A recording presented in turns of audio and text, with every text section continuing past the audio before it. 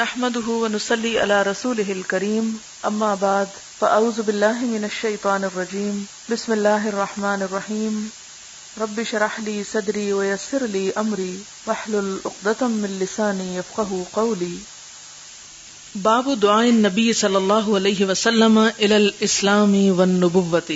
نبی صلی اللہ علیہ وسلم کا دعوت دینا، بلانا اسلام اور نبوت کی طرف.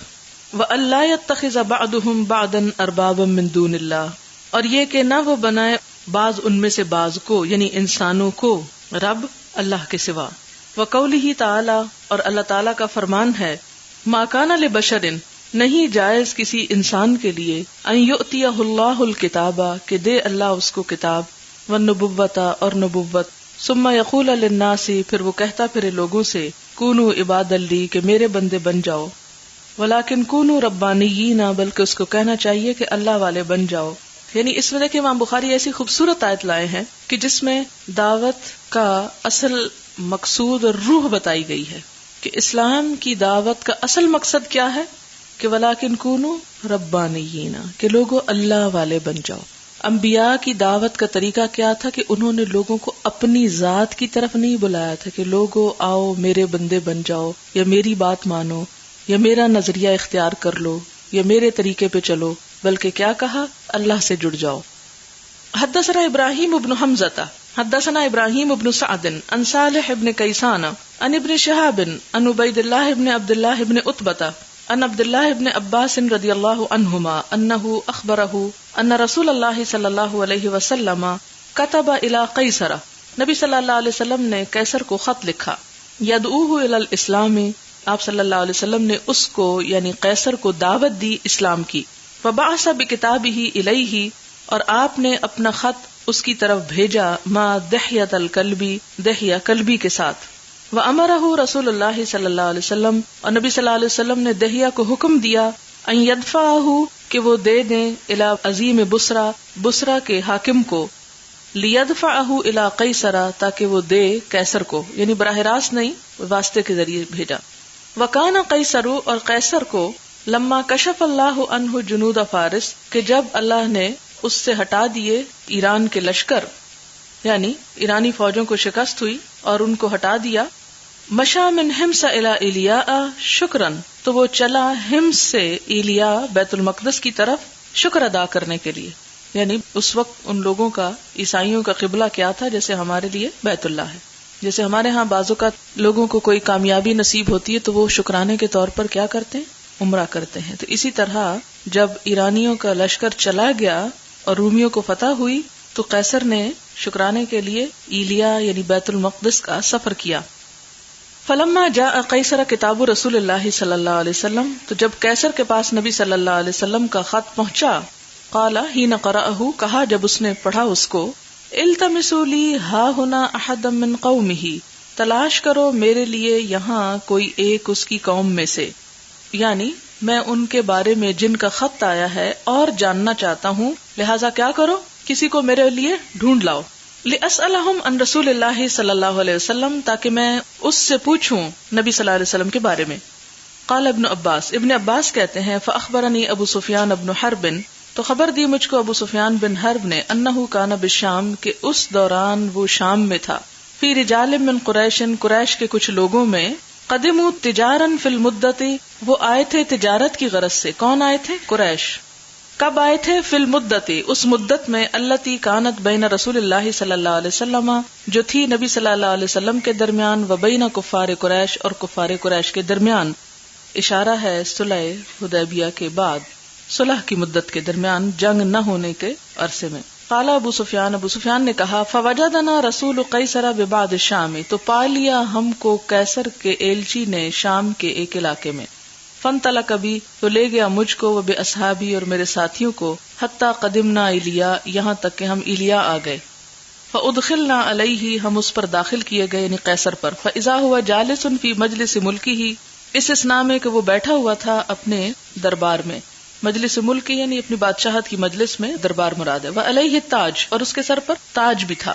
وَإِذَا حَوْلَهُ عُظَمَاءُ الروم، اور اس کے آس پاس روم کے سردار تھے. فقال لترجمانہ، تو اس نے اپنے ترجمان سے کہا یعنی انٹرپریٹر سے، سلہم ایہم اقرب نسبا الی ھذا الرجل، پوچھو ان سے کہ کون ان میں سے اس شخص کے زیادہ قریب ہے نسب کے اعتبار سے، یعنی رشتہ داری میں کون قریب ہے نبی صلی اللہ علیہ وسلم کے، الذی یزعم انہ نبی، جو شخص دعویٰ کرتا ہے کہ وہ نبی ہے۔ قال ابو سفیان نے کہا، فقلت، تو میں نے کہا، انا اقربہم الیہ نسبا، میں ان سب میں زیادہ قریب ہوں اس شخص کے نسب کے اعتبار سے۔ قال ما قرابۃ بینک و بینہ، تو قیصر نے پوچھا تیری کیا رشتہ داری ہے اس کے ساتھ، یعنی بینک و بینہ کیا قرابت داری ہے، یعنی نبی صلی اللہ علیہ وسلم کے درمیان اور تیرے درمیان کیا رشتہ ہے۔ فقلت، تو میں نے کہا، ہوا ابن امی، وہ میرے چچا کا بیٹا ہے، ولیس فی الرکب یومئذ احد من بنی عبد مناف غیری، اور اس دن قافلے میں میرے سوا بنو عبد مناف میں سے کوئی اور نہ تھا، یعنی نبی صلی اللہ علیہ وسلم کے خاندان میں سے۔ فقال قیصر، تو قیصر نے کہا، ادنوہ، اسے قریب لاؤ، وامر باصحابی، اور میرے ساتھیوں کو حکم دیا، فجعلوا خلف ظہری، تو وہ میری پیٹھ کے پیچھے کھڑے کر دیے گئے، عند کتفی، میرے شانے کے پاس۔ ثم قال لترجمانہ، پھر اپنے ترجمان سے کہنے لگا، قل لاصحابہ، اس کے ساتھیوں کو کہو، انی سائل ھذا الرجل، میں اس شخص سے کچھ سوال کرنے والا ہوں، ان الذی، اس کے بارے میں جو یزعم، دعویٰ کرتا ہے، انہ نبی، کہ وہ نبی ہے۔ فَإِن كَذَبَ، اگر یہ جھوٹ بولے، کون؟ ابو سفیان، فَكَذَّبُوهُ، تو تم اس کو جھٹلا دینا، یعنی اس نے یہ چال اس لیے چلی تھی تاکہ بات بالکل سچ سامنے آئے، پر ابو سفیان اپنے پاس سے کوئی جھوٹ نہ ملا سکے۔ قال ابو سفیان نے کہا، واللہ لولا الحیاء، اللہ کی قسم اگر حیا نہ ہوتا، یومئذ، اس دن، من ان یأثر اصحابی انی الکذبہ، کہ میرے ساتھی مجھے جھوٹا کہیں گے، لکذبتہ، تو میں جھوٹ کہہ دیتا، حین سألنی عنہ، جب وہ مجھ سے پوچھ رہا تھا آپ صلی اللہ علیہ وسلم کے بارے میں، ولکن استحییت، لیکن میں شرما گیا۔ اچھا، یہاں پر لفظ حیا استعمال ہوا ہے، تو یہ حیا کی ڈیفینیشن بھی یہاں سے تھوڑی سی پتہ چلتی ہے۔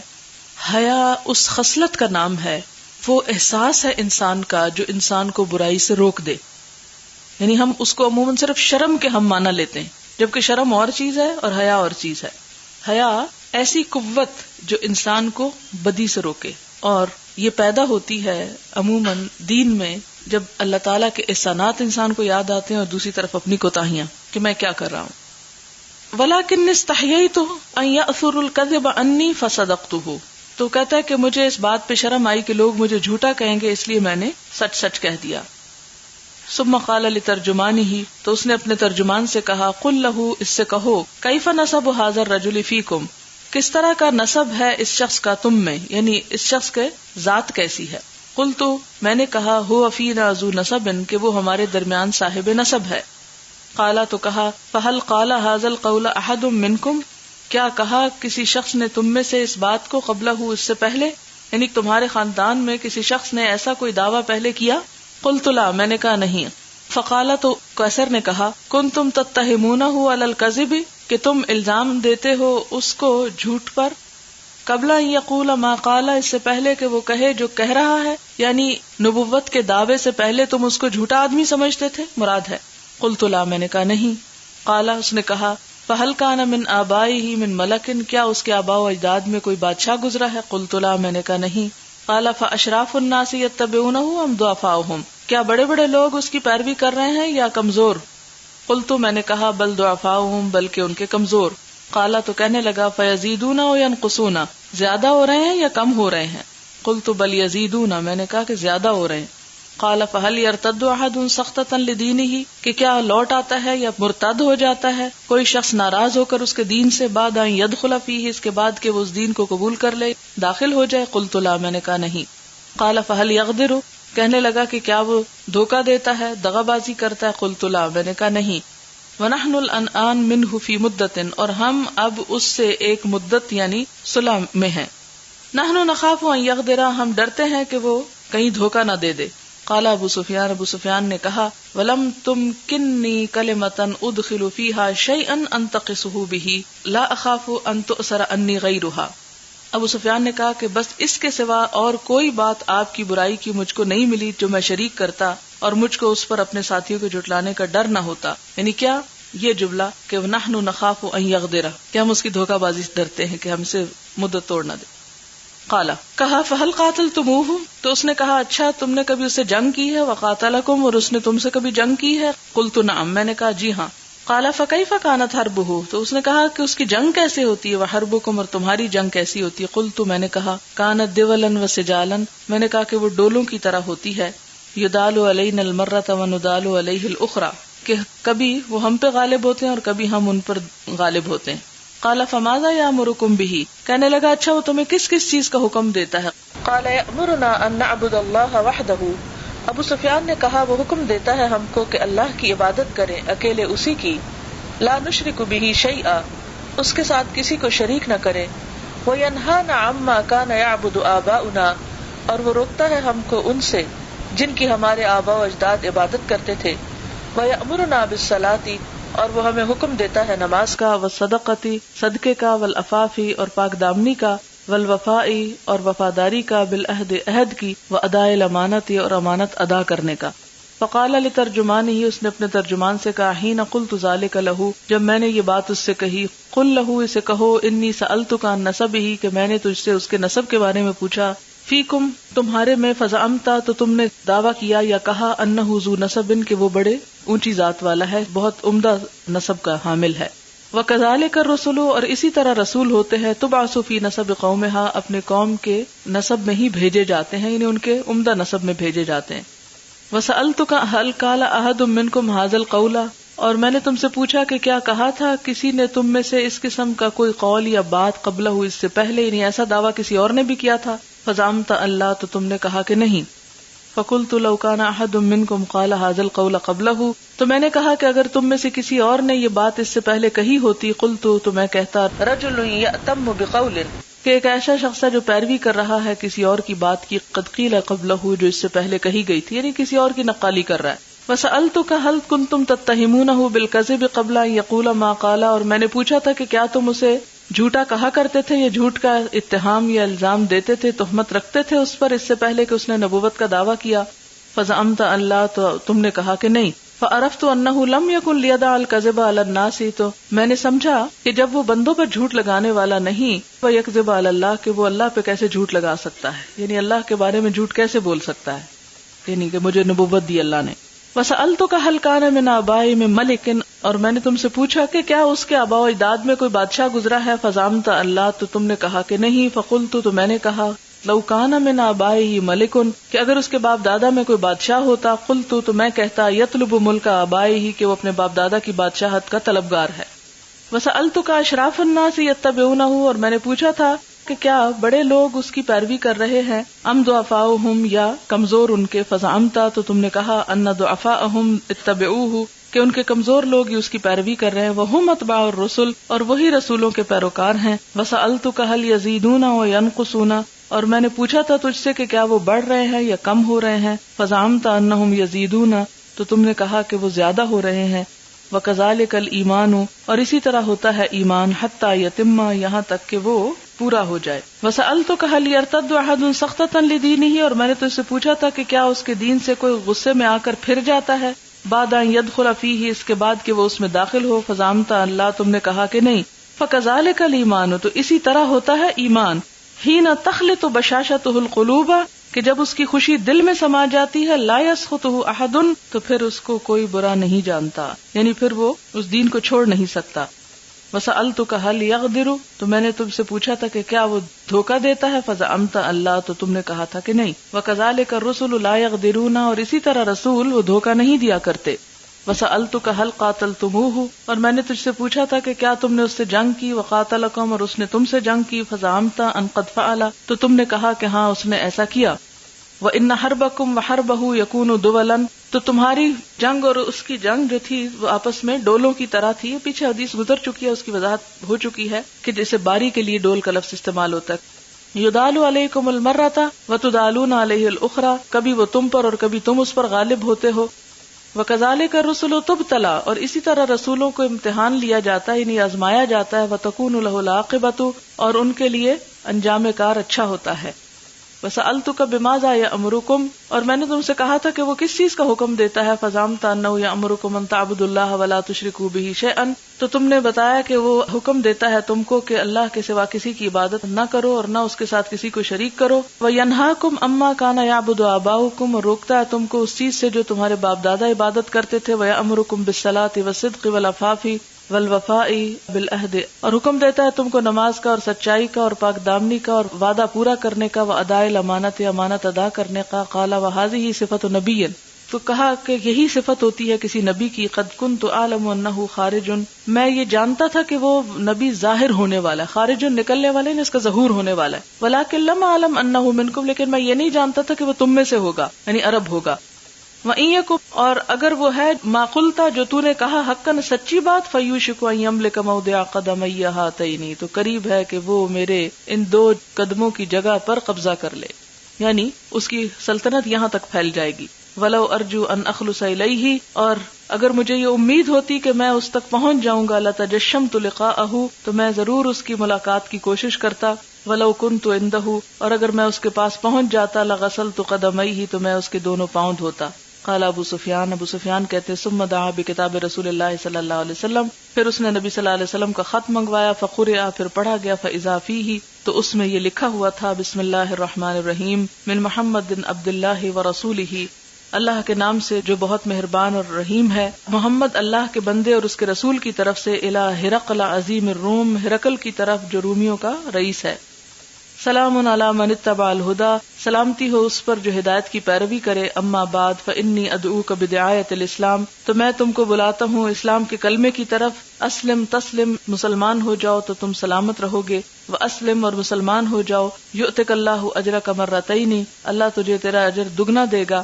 فان تولیت، اور اگر تو نے منہ موڑا. فعلیک اسم العریسیین، تو تجھ پر ہے گناہ تیری رعیت کا. وَيَا أَهْلَ الْكِتَابِ، اور اے اہل کتاب. تَعَالَوْا إِلَىٰ كَلِمَةٍ سَوَاءٍ بَيْنَنَا وَبَيْنَكُمْ، آؤ اس کلمے کی طرف جو ہمارے تمہارے درمیان ایک ہے. اللہ نعبد الا اللہ، کہ ہم اللہ کے سوا کسی کی عبادت نہ کریں. وَلَا نُشْرِكَ بِهِ شَيْئًا، اور اس کے ساتھ کسی کو شریک نہ ٹھہرائیں. وَلَا يَتَّخِذَ بَعْضُنَا بَعْضًا أَرْبَابًا، اور نہ بنائے ہم میں سے کوئی کسی کو رب من دون اللہ، اللہ کے سوا. فَإِن تَوَلَّوْا، پھر اگر وہ منہ موڑ لے. فَقُولُوا اشْهَدُوا، تو کہو کہ گواہ رہو. بِأَنَّا مُسْلِمُونَ، کہ ہم تو مسلمان ہیں. قال ابو سفیان نے کہا. فلما انقضى مقالته، جب اس کی بات پوری ہو چکی. علت اصوات الذين حوله من عظماء الروم، تو بلند ہو گئی آوازیں ان لوگوں کی جو اس کے آس پاس تھے، رومیوں کے سرداروں کی. کہ اس نے تو ارادہ کیا تھا اسلام لانے کا، لیکن اس کے فالوورز نے، اس کے جو مددگار تھے، انہوں نے انکار کر دیا. جیسے پیچھے بھی حدیث میں نے یہی بات کہی.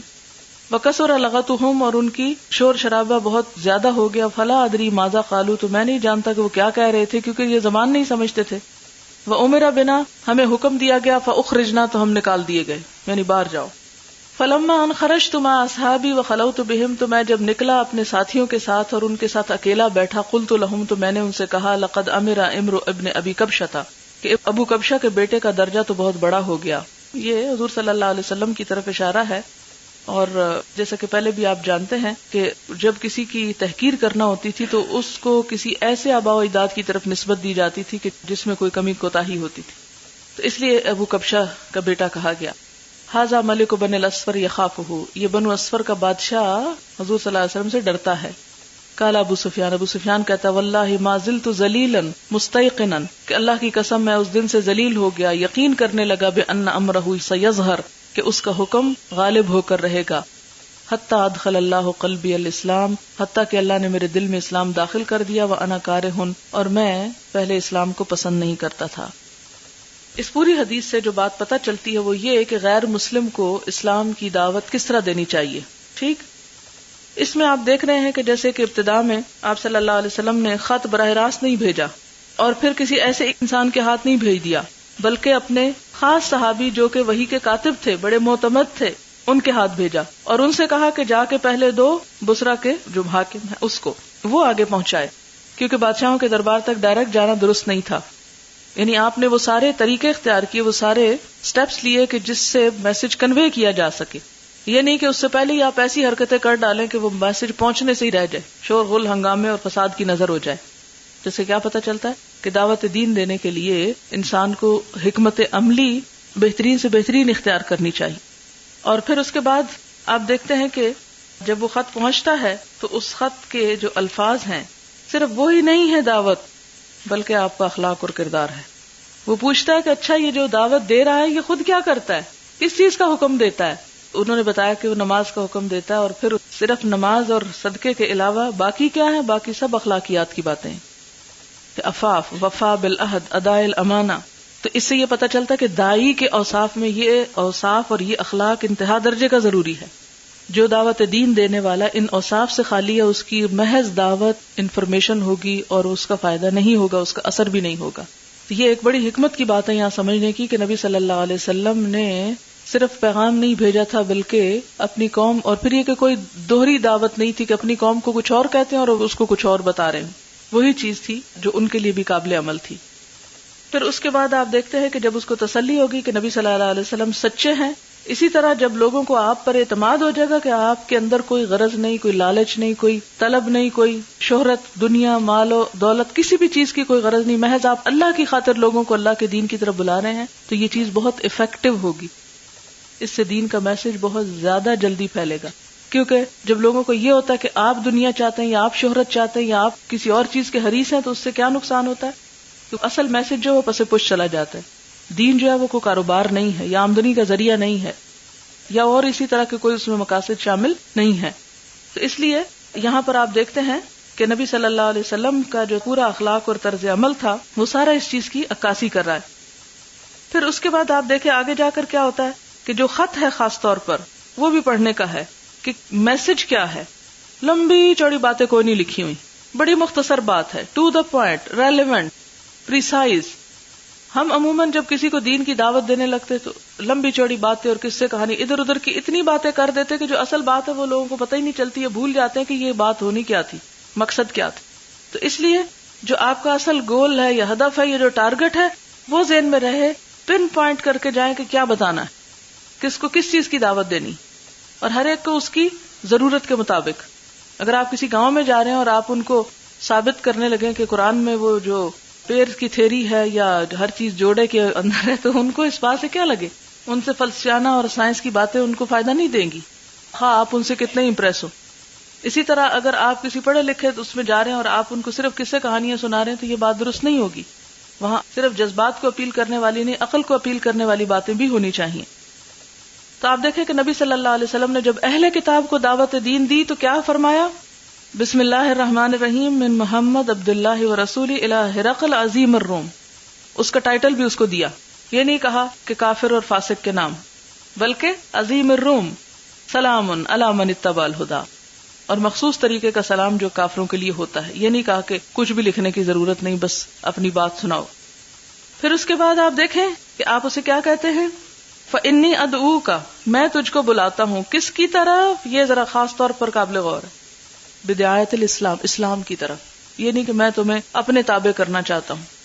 اگلی بات، اسلم تسلم، اس کو ساتھ ہی فائدہ بتایا، مسلمان ہو تو تمہیں سلامتی ہوگی. صرف یہ نہیں کہا اسلام لے آؤ ورنہ تم پہ چڑھائی کر دیں گے. کیا فرمایا؟ اسلم تسلم. حالانکہ بات اس میں یہی ہے کہ نہیں لاؤ گے تو پھر خیر مناؤ، فکر کرو اپنی، لیکن اس طرح نہیں کہا. یہ بھی تو کہہ سکتے تھے اگر تم اسلام نہ لائے تو ہم تم کو جان سے مار ڈالیں گے اور تمہارے ملک پہ قبضہ کر لیں گے. دیکھیں نا، اس نے جب ساری باتیں معلوم کی تو اس نے خود اس خطرے کا اظہار کیا کہ اگر یہ واقعی سچا ہے تو یہ اس میرے قدموں کی زمین کا مالک ہو جائے گا، اور سچائی میں یہ طاقت ہوتی ہے. اب آپ دیکھیں کہ آگے کیا ہے. آپ صلی اللہ علیہ وسلم نے فرمایا اسلم یؤتک اللہ اجرک مرتین، مزید انکریج کیا، اگر تم مسلمان ہوگے تو تمہیں اللہ دگنا اجر دے گا، ایک اپنے مسلمان ہونے کا اور ایک تمہارے پیچھے جتنے لوگ مسلمان ہوں گے ان کا ثواب بھی تم پہ. فإن تولیت، اور اگر تم نہیں مانتے، فعلیک اسم الریسیین، تو اس کو اس کا ذاتی نقصان بتایا، دھمکیاں نہیں دی. خیرخواہی کا انداز ہے نا، کہ اگر تم اسلام نہ لائے تو دیکھو تم پہ گناہ ہوگا، صرف تمہارا نہیں بلکہ تمہاری رعایا کا بھی. اور قرآن کی وہ آیت کوٹ کی، اور اے اہل کتاب تعالوا الی کلمۃ سواء بیننا وبینکم، کامن گراؤنڈز پہ بات ہو، نہ کہ اختلافی پوائنٹس پہ. وَأَلَّا نَعْبُدَ إِلَّا اللَّهَ وَلَا نُشْرِكَ بِهِ شَيْئًا. اور ہر نبی کی چونکہ دعوت یہی تھی، اس لیے اہل کتاب کو بھی یہ ماننے میں کوئی عذر نہیں ہونا چاہیے تھا. وَلَا يَتَّخِذَ بَعْضُنَا بَعْضًا أَرْبَابًا مِّن دُونِ اللَّهِ، اور ہم میں سے کوئی ایک دوسرے کو رب نہ بنائے اللہ کے سوا. یعنی صرف یہ نہیں کہ کسی اور کو شریک، بلکہ ہم سب اللہ کے بندے بن جائیں. فَإِن تَوَلَّوْا فَقُولُوا اشْهَدُوا بِأَنَّا مُسْلِمُونَ. بس صرف اتنا سا خط، and that's all. لمبی باتیں نہیں، کیونکہ جتنی زیادہ باتیں آپ کریں گے اتنی غلطی کا امکان زیادہ ہوگا، کیونکہ وہ ایک فارمل انداز بھی ہے نا، کیونکہ بادشاہ تھا تو اس کے سامنے ایک فارمل انداز، اس کے ادب آداب کا خیال رکھتے ہوئے بہت مناسب بات جس میں اس کو انکریج بھی کیا گیا، اور نہ کرنے پر اس کا ذاتی نقصان بتایا گیا. حالانکہ اس موقع پہ آپ صلی اللہ علیہ وسلم کو وحی کے ذریعے بتا بھی دیا گیا تھا کہ یہ سب علاقے آپ کے ہوں گے، تو آپ اس کے سامنے کسی بڑائی کا اظہار کرتے، دیکھنا پھر تمہارا ہم کیا کرتے اور ہم کہاں تک پہنچتے اور جیتیں گے ہم. یہ اس طرح کے جو نعرے ہیں آپ صلی اللہ علیہ وسلم نے نہیں لگائے. حدثنا عبداللہ ابن مسلمۃ القعنبی حدثنا عبدالعزیز ابن ابی حازم عن ابیہ عن سہل ابن سعد رضی اللہ عنہ سمع النبی صلی اللہ علیہ وسلم یقول یوم خیبر، کہتے ہیں کہ میں نے نبی صلی اللہ علیہ وسلم کو خیبر کے دن سنا، آپ فرما رہے تھے یوم خیبر لأعطین الرأیۃ رجلا، میں دوں گا جھنڈا ایسے شخص کو یفتح اللہ علی یدیہ، جس کے ہاتھ اللہ فتح کرا دے گا، یعنی خیبر کو. فقاموا، یہ سن کے لوگ کھڑے ہو گئے، یعنی یہ سوچ کے کہ پتہ نہیں کس کو ملتا ہے. یرجون لذالک، امید رکھتے ہوئے اس کی کہ ہمیں جھنڈا مل جائے. ایہم یعطا، کہ کون سا دیا جاتا ہے ان میں سے. فغدوا وکلہم یرجو ان یعطا، تو وہ گئے اور ہر ایک کو امید تھی کہ وہ ان کو دیا جائے گا. فقال این علی، تو آپ نے فرمایا کہ علی کہاں ہے. فقیلا، تو کہا گیا یشتکی عینیہ، وہ اپنی آنکھوں کی شکایت کرتے ہیں، ان کی آنکھیں خراب ہیں. فامرا، تو آپ نے حکم دیا. فدعی لہ، آپ کو بلایا گیا. فبصق فی عینیہ، آپ نے ان کی آنکھوں پہ لعاب دہن لگایا. فبرأ، تو وہ تندرست ہو گئے. مکانہ، اسی جگہ بیٹھے بیٹھے ٹھیک ہو گئے. حتی کأنہ لم یکن بہ شیء، گویا کہ ان کو کچھ بھی نہ تھا، اتنی آنکھیں درست ہو گئیں. فقال نقاتلہم حتی یکونوا مثلنا، تو فرمایا کہ ہم ان سے جنگ کریں گے یہاں تک کہ وہ ہماری طرح ہو جائیں، یعنی مسلمان ہو جائیں. فقال علی رسلک، آپ نے فرمایا ذرا آرام سے. حتی تنزل بساحتہم، یہاں تک کہ تم ان کے صحن میں پہنچ جاؤ. ثم ادعوہم الی الاسلام، پھر ان کو اسلام کی طرف دعوت دو، یعنی جنگ سے پہلے تبلیغ کرو. فواللہ، تو اللہ کی قسم، لأن یہدی بک رجل واحد خیر لک من حمر النعم، خدا کی قسم اگر تیری وجہ سے ایک آدمی دین کے رستے پہ آ جائے تو وہ تیرے حق میں لال اونٹوں سے زیادہ بہتر ہے. یعنی آپ صلی اللہ علیہ وسلم نے ان کو اس موقع پہ جب کہ یہ بھی خوشخبری دی کہ فتح ہوگا، اور اس شخص کو میں جھنڈا دینے جا رہا ہوں جس کے ہاتھ سے فتح ہو جائے. فتح کا ایک خاص غرور ہوتا ہے، ایک نشہ ہوتا ہے. آپ نے اس غرور کی طرف نہیں جانے دیا اور فرمایا کہ تم پہلے جا کے اسلام کی دعوت دینا، اور اگر ایک شخص بھی مسلمان ہو جائے تو اس کو کم نہ سمجھنا، وہ تمہارے لیے زیادہ فائدے کی بات ہے بنسبت ایک کو قتل کر دینے کے. کیونکہ انسان جب سمجھتا ہے کہ میں اپنے دشمنوں کو سب کو مار سکتا ہوں، ان کو ختم کر دوں گا اور کامیاب ہو جاؤں گا، تو بڑی بات ہے. ایک غیر مسلم کی تو سوچ یہی ہو سکتی، لیکن ایک مسلمان کی سوچ کیا کہ تم صرف ان کو قتل کرنے کے ارادے سے مت جانا، بلکہ کس ارادے سے جانا کہ ان کو اس طرف بلانا ہے. اگر ایک شخص بھی اس راہ پر آ گیا تو وہ تمہارے لیے کہیں زیادہ بہتر ہے. حدثنا عبداللہ ابن محمد حدثنا معاویہ بن عمرو حدثنا ابو اسحاق عن حمید قال سمعت انس رضی اللہ عنہ یقول کان رسول اللہ صلی اللہ علیہ وسلم، کہ نبی صلی اللہ علیہ وسلم اذا غزا قوما، جب کسی قوم پر حملہ کرتے، لم یغر، نہ حملہ کرتے، حتی یصبح، یہاں تک کہ صبح ہو جاتی. فإن سمع آذانا امسکا، اور اگر آذان کی آواز سنتے تو حملہ کرتے ہی نہ، اور اسی لیے صبح تک انتظار کرتے تھے کہ پتہ چل جائے اس میں کوئی مسلمان تو نہیں. فإن لم يسمع آذانا، اور اگر آذان کی آواز نہ سنتے، اغار بعد ما یصبح، تو صبح ہونے کے بعد حملہ کر دیتے. فنزلنا خیبر لیلا، اور وہ کہتے ہیں کہ خیبر میں ہم رات کے وقت پہنچ گئے لیکن حملہ ہم نے صبح کیا. حدثنا قتیبۃ حدثنا اسماعیل بن جعفر عن حمید عن انس ان النبی صلی اللہ علیہ وسلم کان اذا غزا بنا، کہ نبی صلی اللہ علیہ وسلم جب ہمارے ساتھ جہاد کرتے، اور پھر وہی حدیث. حدثنا عبداللہ بن مسلمۃ عن مالک عن حمید عن انس رضی اللہ عنہ ان النبی صلی اللہ علیہ وسلم خرج الى خیبر، کہ نبی صلی اللہ علیہ وسلم خیبر کی طرف آئے. فجاءها لیلا، رات کے وقت آئے. فکان اذا جاء قوم بلیل لا یغیر علیہم حتی یصبح، فلما اصبح خرجت یہود بمصاحیہم ومقاتلہم، جب صبح ہوئی تو نکلے یہود اپنے پھاوڑے اور ٹوکریاں لے کر، یعنی کام پہ نکلے. فلما رأوہ، تو جب آپ کو دیکھا، قالوا محمد، کہنے لگے محمد، واللہ اللہ کی قسم، محمد والخمیس، محمد صلی اللہ علیہ وسلم اور لشکر بھی. فقال النبی صلی اللہ علیہ وسلم، کیونکہ اچانک جا پہنچے تھے نا، اللہ اکبر. خربت خیبر، آپ نے نعرہ لگایا کہ اللہ اکبر، برباد ہوا خیبر آج. انا اذا نزلنا بساحت قوم فساء صباح المنذرین، ہم لوگ جب کسی قوم کے صحن میں آ اترتے ہیں تو جن لوگوں کو ڈرایا گیا ان کی صبح بہت منحوس ہوتی ہے. حدثنا ابو الیمان اخبرنا شعیب عن الزہری حدثنا سعید بن المسیب ان ابا ہریرہ رضی اللہ عنہ قال قال رسول اللہ صلی اللہ علیہ وسلم امرت ان اقاتل الناس حتى يقولوا لا الہ الا اللہ فمن قال لا الہ الا اللہ فقد عصم منی نفسہ ومالہ الا بحقہ. حضرت ابو ہریرہ کہتے ہیں کہ نبی صلی اللہ علیہ وسلم نے فرمایا کہ مجھے حکم دیا گیا کہ میں لوگوں سے جنگ کروں یہاں تک کہ لوگ لا الہ الا اللہ کہہ دے. تو جو لا الہ الا اللہ کہہ دے تو اس نے مجھ سے اپنی جان اور مال بچا لیا، مگر حق کے ساتھ. یعنی حق آپ قرآن میں بھی پڑھ چکے کہ جیسے قصاص میں، یا باغی کو، یا اس کے علاوہ شادی شدہ زانی. وحسابہ علی اللہ، اور اس کا حساب اللہ پر ہے. رواہ عمر وابن عمر عن النبی صلی اللہ علیہ وسلم، اس حدیث کو باپ بیٹا دونوں نے روایت کیا. باب من اراد غزوۃ، جس نے غزوہ کا ارادہ کیا، فورا بغیرہا، پھر اس کو چھپایا اس کے علاوہ، یعنی اس کے علاوہ کوئی اور جگہ بتائی، مراد یہ ہے. ورا کا مطلب چھپا دیا. ومن احب الخروج الى السفر یوم الخمیس، اور جو پسند کیا نکلنا سفر کو جمعرات کے دن.